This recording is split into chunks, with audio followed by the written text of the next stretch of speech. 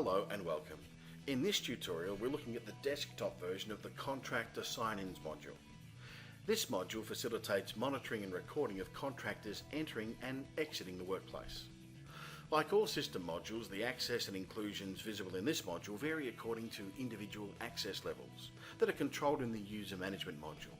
But for the purpose of this tutorial, we're seeing everything just as a workplace administrator would see it. This module features the same fundamental layout as all modules in the system. Below the module name and module icon are the main controls. In this case, a link back to the contractor management homepage, the option to add a new record, and the option to export all data from the module in a CSV file. To the right are the module help notes and a link to this video tutorial. And below is the module list view.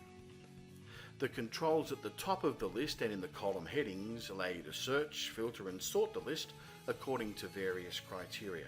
And the small export icon at the far right of the search and filter tools exports only the records that are displaying when filtered. Like the main export module function, this allows for selection of the data fields to be included in the export file. Mousing over the Actions icon in the list view displays the various options for managing existing records in the module. To add a new contractor sign-in record, select the plus icon, which displays the contractor sign-in form. Selecting the up icon at the top of the form returns to the list view, but doesn't save the record.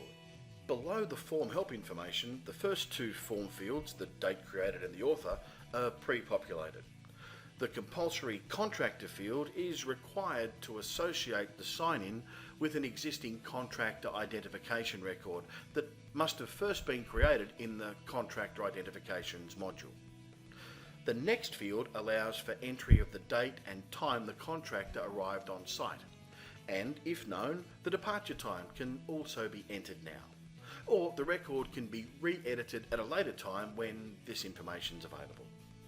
The remainder of the form allows recording of other relevant information, and selecting yes responses to several questions reveals additional form fields for optional completion. When all the relevant details have been entered, click Save to return to the list view of the module. And that concludes this tutorial. For more information, please refer to the help notes at any time. Thank you for watching.